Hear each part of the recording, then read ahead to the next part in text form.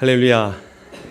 크신 우리 주님의 놀라운 평화가 여러분의 심령과 가정과 일터 위에 흘러 넘치시기를 축복드립니다.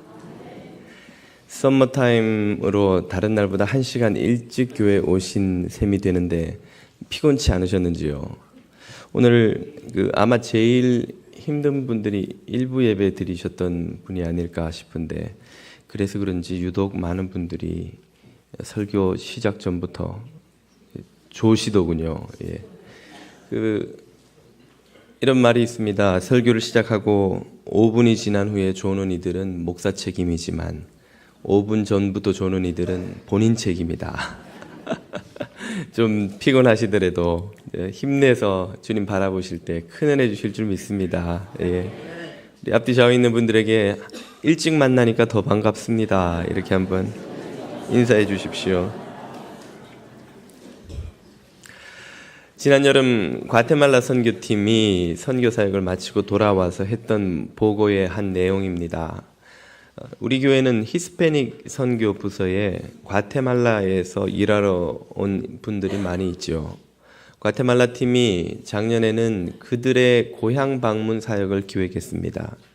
그분들의 이 인사 동영상을 찍고 편지도 받고 또 선물도 준비해서 그분들이 떠나온 과테말라의 고향 동네를 방문해서 그 가족들에게 전달하고 또 그들에게 복음을 전하는 그런 내용의 사역이었는데요.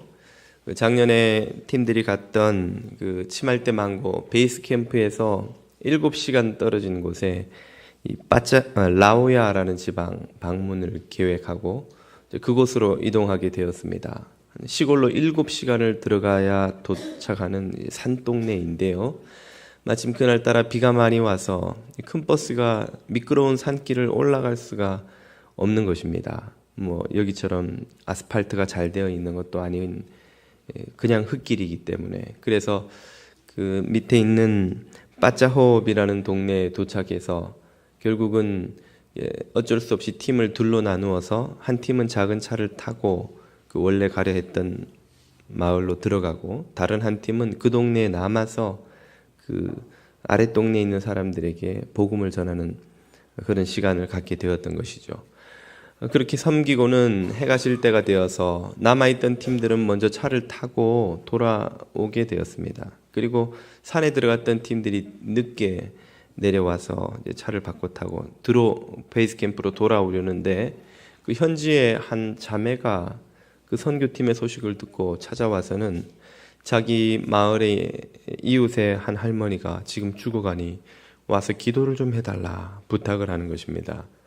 선교팀이 생각을 해보니 이미 밤이 너무 늦은 데다가 비도 많이 오고, 거기다가 어떤 분들은 염려하기를 이 여자의 말이 진짜인지, 혹시라도 치안이 워낙 좋지 않은 곳이라 나쁜 사람들의 계략에 빠지는 것이면 선교팀 전체가 위험해지니까 가야 하나 말아야 되나 고민을 하다가 결국은 도움을 요청하는 손길을 외면할 수 없어서 가게 되었다는 것입니다.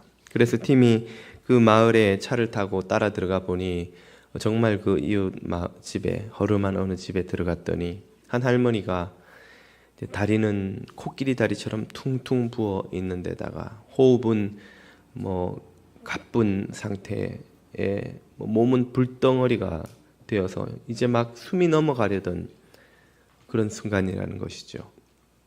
선교팀이 그들을 붙들고 한 10분간 간절히 기도를 했더니 하나님의 은혜로 몸에 열이 떨어지고 호흡이 안정이 되더니 이 할머니가 의식이 조금씩 돌아오는 것입니다.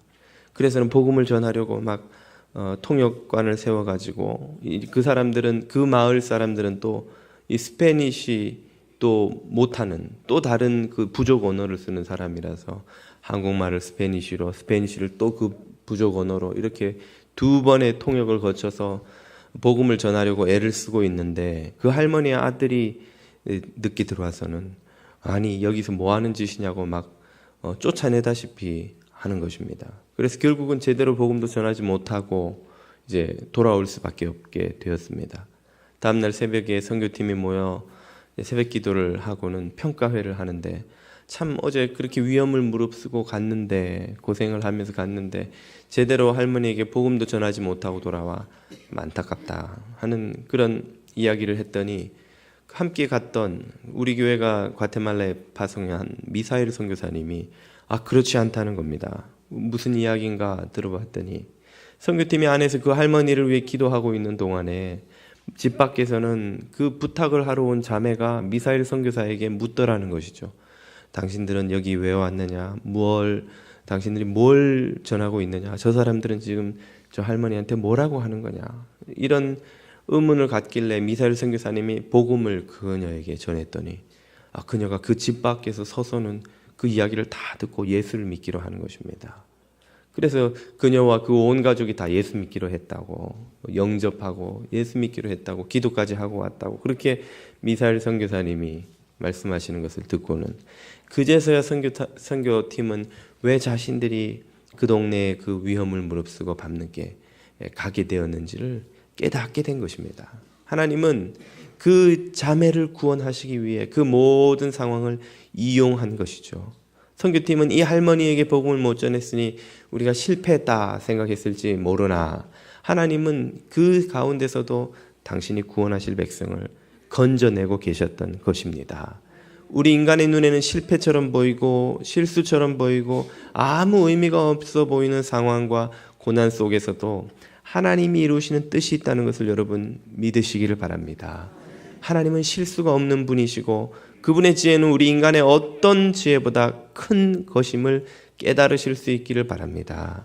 주님의 그런 역사하심을 목격할 수 있는 사건을 오늘 우리는 이 본문을 통해서 만나게 됩니다. 오늘 읽으신 다소 길어 보이는 이 본문은 사도 바울의 2차 전도 여행 기간에 빌립보 성에서 있었던 사건들을 다루고 있습니다.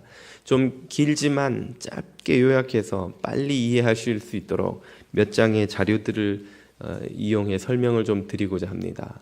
사도 바울은 참 의아하고 이해할 수 없는 상황에 빠졌습니다. 사도 바울은 2차 전도 여행을 시작해서 1차 여행지를 거쳐서 이 터키 서부 지역을 지나게 되었는데요. 오늘날의 터키 서남부 해안에 해당하는 이 아시아 에페소가라는 중요한 도시가 있는 아시아 선교를 기획했으나 그 길이 막힙니다. 성령께서 길을 막으셔서 이번에는 비잔티움이 있는 이 비두니아 지방으로 가려고 했지만 그 길도 막으시는 거예요. 그래서 어영부영 가다 보니 드로아까지 갔는데, 여기 우리의 참 이 중요한 지역의 선교길이 왜 막히나 참 이해할 수 없는 상황에서 밤에 환상을 통해 마게도냐 사람들이 건너와 우리를 도우라 하는 것을 음성을 듣게 됩니다. 그제서야 성령께서 길을 막으신 이유를 깨닫게 된 바울 일행은 바다 에게해를 건너서 마게도냐, 오늘날의 저 유럽 발칸 반도로 건너가게 되지요. 그리고 방문한 첫 성이 빌립보 성입니다. 빌립보 성에 가서 기도처를 찾다가 자주장사 루디아를 만났을 때만 해도 바로 하나님께서 우리를 이곳으로 인도하신 이유가 이것이구나 하는 그 확신을 가질 수가 있었습니다. 그녀는 열린 마음으로 복음을 듣고 온 가족이 다 신앙을 갖게 되고 뜨겁게 복음에 반응하며 참 선교팀을 강권해서 자신의 집에 모셔다가 대접하면서까지 이 선교 사역을 후원하기 시작한 것이죠. 이제 이 루디아 가족의 후원을 받아서 이 빌립보 성에서 더 뜨겁게 복음을 전하기만 하면 하나님이 계획하신 그 모든 것을 다 이룰 것처럼 보였습니다. 그런데 그들에게 한 귀신 들린 여종이 며칠을 쫓아다니면서 괴롭히기 시작하더니, 그녀에게서 귀신을 쫓아내니까 그녀를 이용해 돈을 벌던 주인들이 이번에는 그들을 고소해서 바울과 실라는 관리들에게 잡혀가 혹독한 매질을 당하고 감옥에 갇히는 신세가 되고야 만 것입니다. 아니, 이제 막 믿은 루디아 가족도 말씀으로 양육해야 되고 복음을 받아들일까 말까 고민하던 그 다른 사람들에게도 더 강권해서 복음을 전해서 이 빌립보 성에 복음을 일으켜야 지금 해도 바쁜 이 시간에 온몸은 매질로 만신창이가 되고 감옥에 갇혀 오도 가도 못하게 되었으니 이처럼 답답하고 참 억울하고 기가 막힌 상황이 어디 있겠습니까? 그러나 그런 상황 속에서도 바울은 그의 경험을 통해서 신실하신 하나님의 일하심이 있다는 것을 믿을 수 있었기 때문에 그들은 감옥에서 놀랍게도 하나님께 찬송과 기도를 드렸습니다. 그들이 밤에 뜨겁게 찬송하며 기도하고 있을 때 난데없이 지진이 일어나 옥문이 깨어지고 발의 족쇄가 다 풀리는 사건이 일어난 것이죠. 옥문이 깨어진 것을 보고 뒤늦게 나타난 간수가, 그 당시에는 간수가 죄수를 놓치면 그 죄수의 벌을 대신 받아야 했기 때문에 이제 자신은 꼼짝없이 죽은 목숨이라 생각하고 자결하려고 한 것입니다. 그때에 바울과 바나바가 그들을 말리자 충격을 받은 간수가 바울과 바나바 앞에 무릎을 꿇고 도움을 요청합니다. 그래서 그와 온 가족이 다 예수님을 믿는 기적이 일어나는 것이죠. 바로 이것이 빌립보성에서 일어난 전체 사건이라고 할 수 있겠습니다. 그리고 이제서야 사도 바울은 자신들이 이해할 수 없는 고난을 당한 이유를 깨닫게 된 것이죠. 그것은 바로 이 간수와 그 가족들을 구원하기 위함이었습니다. 이 빌립보성에서 만난 루디아와 같은 사람들은 마음밭이 좋은 사람들입니다. 그들은 깨끗한 마음으로, 순수한 마음으로 하나님을 바라보고 의심 없이 복음을 받아들이는 사람들이지요. 그러나 이 간수와 같은 사람들은 루디아처럼 복음을 받아들이지 못합니다. 어지간해서는 이 의심을 풀지 않는 사람들입니다. 간수가 어떤 직업입니까? 하루 종일 죄수들을 다루어야 하는 직업이고, 죄수들이란 거짓말하고 사기치고 도둑질하고 폭력을 쓰고 하는 온갖 나쁜 일을 하다 잡혀온 사람들인데, 그들을 다루려면 간수가 어떻게 돼야 되겠습니까? 아주 점잖고 품위 있게 그 죄수들이 다루어지겠냐는 것이죠. 그 죄수들 못지않게 강하고 폭력적이고 억압하지 않으면 도무지 통제가 안 되는 사람들인 것입니다. 그런 간수라는 일을 업으로 삼고 살다 보면 입에는 욕설이 떠날 일이 없을 테고, 항상 인간에 대한 멸시와 의심, 인간에 대한 회의가 몸에 배어 있는 거예요. 인간이란 얼마나 변덕스럽고 거짓말하고 자기밖에 모르는 그런 죄인인지를 아마 간수만큼 잘 아는 직업도 드물리라 생각합니다. 그런 이는 복음을 쉽게, 사람을 의심하지 않고 복음을 받아들이기가 어렵습니다. 루디아 가족처럼 강가에 기도처에 기도하러 올 리도 없으려니와, 우연히 바울의 복음을 들었다고 해도 의심 없이 그 복음을 받아들이기가 대단히 어려운 사람들인 것이죠. 그런 사람들은 어지간한 방법으로는 복음을 받아들일 수가 없습니다. 그런 이들의 마음속에는 인간이 하는 말에 대한 그 의심의 그 벽이 아주 견고하게 자리 잡고, 견고한 진처럼 자리 잡고 있는 것이죠. 그런 벽을 뚫고 복음의 메시지가 들어가도록 하기 위해서는 그들의 마음을 깨어 부수는 지진과 같은 특별한 방법이 아니면 안 되었던 것입니다. 바로 간수가 경험한 일이 그것이죠. 그가 처음 바울과 실라가 잡혀온 이야기를 들었을 때는 아마 묘한 호기심이 들지 않았을까 생각됩니다. 죄수가 잡혀오면 당연히 그 죄목이라는 것을 보게 될 텐데, 아니 이 사람들의 죄목은 귀신을 쫓아내어서 그 주인에게 고소를 당한 거예요. 희한한 제목이기도, 처음 보는 죄목이기도 하지만 이 사람들은 귀신을 쫓아내다니 정말 놀라운 능력을 가진 사람들이 아닌가, 아마 그런 생각을 하지 않았을지도 모르겠습니다. 그 간수의 마음을 더 흔들고 그의 마음의 벽에 금을 가게 만든 것은 이 사람들이 혹독한 매질을 당하고 그 처참한 감옥에 발이 묶인 채 갇히는데도 다른 모든 죄수들이 하듯이 저주와 욕설과 원망을 쏟아내는 대신 찬송과 기도를 하나님께 올려드리고 있다는 것이죠. 도대체 이 인간들은 어떤 인간들이기에 이런 고난을 겪으며 찬송을 하고, 이들이 믿는 신은 어떤 분이길래 이들이 이런 고난 속에서도 기도를 하게 만드는가? 아마 떠나면서도 그의 마음은 큰 금이 이미 가기 시작했을지도 모르겠습니다. 그리고 지진이 일어난 것을 깨닫고 달려와서 옥문이 깨어진 것을 보고 자결하려 할 때에 이들이 도망가기는커녕 오히려 자신을 염려하며 그를 말리는 것을 보고는 그의 마지막 저항성까지 완전히 무너지고 만 것이죠. 지진이 깨뜨린 것은 옥문이 아니라 사실은 이 간수의 마음에 닫혀있던 마음의 문이었던 것입니다. 마침내 그는 무릎을 꿇고 이들에게 도움을 요청하게 되고 구원을 얻게 됩니다. 사도 바울이 이 먼 바다 너머까지 불려와서 이 이해할 수 없는 고난을 당한 이유가 이제는 확실히 밝혀졌습니다. 그것은 바로 이토록 간수처럼 완고한 마음을 가진 사람들을 회심시켜 하나님의 백성 되게 하기 위함인 줄로 믿습니다. 우리 인생에 이런 일이 얼마나 많은지요.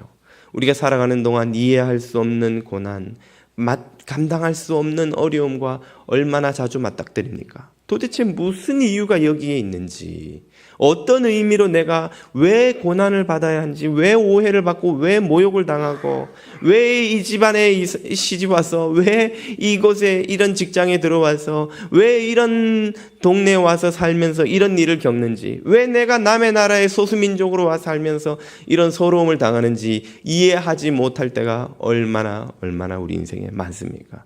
그러나 실수하지 않는 하나님은 저와 여러분이 겪는 그런 어려움을 통해서조차도 당신의 생명을 살리시는 역사를 이루어 가시는 줄 믿습니다. 의미 없는 일이 없고 이유가 없는 고난이 없습니다. 하나님께서 다 우리의 고난을 사용하셔서 당신의 뜻을 이루어 가는 줄 믿습니다. 그것을 믿고 신뢰하는 이는 그 뜻이 이루어지는 것을 보게 될 것입니다.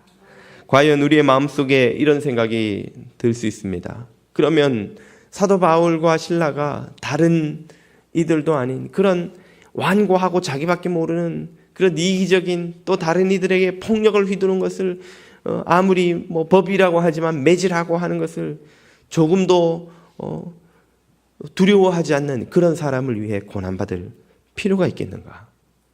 우리의 마음에도 드는 생각이 그런 것이죠. 내가 이 정말 생각만 해도 지긋지긋한 시댁에 와서 이 시집 가족들을 위해 내가 왜 고생을 해야 된단 말인가? 이 왼수 같은 남편, 이제는 당신 없으면 못 살아 했던 그녀가 이제는 당신 때문에 못 살아가 된 이 여자 때문에 내가 왜 고생을 겪어야 한단 말인가? 이런 생각이 들죠. 피 한 방울 안 섞인 직장 동료와 원수 같은 이들 때문에 왜 내가 억울한 일을 당하고 고통을 겪어야 한단 말인가? 이런 생각이 우리 마음에 들 때가 얼마나 많습니까? 왜 이런 인간을 알아가지고 내가 이런 고생을 안 해도 되는 고생을 하게 된단 말인가? 그 질문에 대한 답이 있다면 영원히 멸망받을 나를 위하여 하나님의 독생하신 아들이 십자가에 달리는 일이 가치 있는 것이라면 우리도 또한 그 누군가를 위해서 고난당하는 일이 결코 가치 없는 일이라 할 수 없다는 것입니다. 우리를 위해서 주님이 십자가에서 고난을 당하셨습니다. 그것은 무슨 가치가 있나요? 우리가 무슨 가치가 있어서 주님은 그런 고난을 겪으셔야 했단 말입니까? 그 주님의 고귀한 희생으로 우리가 생명을 얻은 것이 맞다면 오늘 우리도 그 누군가를 살리고자 하는 하나님의 구원의 계획을 위하여서 고난당하는 일이 어찌 가치 없다 감히 말할 수 있겠습니까? 주님은 한 영혼이 천하보다 귀하다고 하셨고 사도 바울은 그리스도의 남은 고난을 내 몸에 채우노라고 하셨던 것이죠. 오늘 우리는 그 누군가를 살리시고자 하는 하나님의 구원 계획을 위해서 여전히 고난받고 이해할 수 없는 상황에 빠져서 어려움을 겪는 그런 삶을 살아갈 수 있습니다. 그러나 그 삶 속에 하나님이 이루시고자 하는 뜻이 있다는 것을 여러분은 믿으실 수 있기를 축복드립니다. 바울은 드로아에서 환상을 보고 이 유럽으로 건너왔습니다. 마게도냐 사람이 나타나서 건너와 우리를 도우라고 했던 것이죠. 도대체 뭘 돕는단 말입니까? 무슨 도울 일이 있었기 때문입니까? 오늘 본문을 통해 우리는 그 답을 깨닫게 되었습니다. 이 강팍한 마음을 가진 간수와 같은 이를 구원하려면 루디아를 구원할 때처럼 그렇게 쉽게 되지 않는 이런 이들을 구원하기 위해서는 많은 고난과 어려움을 인내하는 믿음의 일꾼이 필요했던 것입니다. 그런 사람을 찾기가 쉽지 않기 때문에 바다 건너 에게해 건너에 있는 바울을 하나님이 굳이 불러서 이 유럽 땅에 발을 딛게 하시고 그 고난을 믿음과 인내로 견뎌내며 마침내 지진이 그 간수의 마음을 뒤흔들 때까지 그를 사용하셨던 것이죠. 바울을 바다 건너 불러온 이유가 그것이라면 오늘 저와 여러분을 태평양 건너 이 뉴저지 땅에 건너와 살게 하신데도 주님의 뜻이 있지 않을까요? 주님께서 오늘 저와 여러분을 사용하셔서 저와 여러분의 무가치해 보이고 억울해 보이기만 했던 그 어떤 고난과 어려움을 사용하셔서 살리고자 하는 생명, 구원코자 하는 가족이 혹시 있는 것은 아닐까요? 그러한 귀한 사역에는 많은 인내와 고난이 따르기 때문에 그것을 견디며 믿음으로 끝까지 하나님을 신뢰할 일꾼을 찾으시느라 주님이 우리를 건너와 도우라 말씀하신 것이 아닐까요? 그런 이들을 찾기 어렵기 때문에 주님은 내가 마지막 때에 믿는 자를 보겠느냐라고 말씀하셨던 것입니다. 오늘 주님께서 그런 일꾼을 우리 뉴저지 장로교에서 넘치도록 찾으실 수 있다면 그보다 더 큰 복이 우리 교회에 또 있겠습니까? 사랑하는 교우 여러분, 모두 주님의 부름을 받아 건너가 주님의 나라를 위한 싸움을 돕는 그런 하나님 나라의 일꾼들이 다 되실 수 있기를 축복드립니다. 기도드리겠습니다. 사랑과 은혜의 아버지 하나님, 이해할 수 없는 상황과 감당할 수 없는 고난 속에서조차 생명을 구원하시고자 하는 하나님의 거룩한 뜻이 있는 것을 믿고 매일매일의 고난을 믿음과 인내로 감당하며 거룩한 싸움 싸우는 성도들이 다 되게 하여 주시옵소서. 예수님의 이름으로 기도드립니다. 아멘.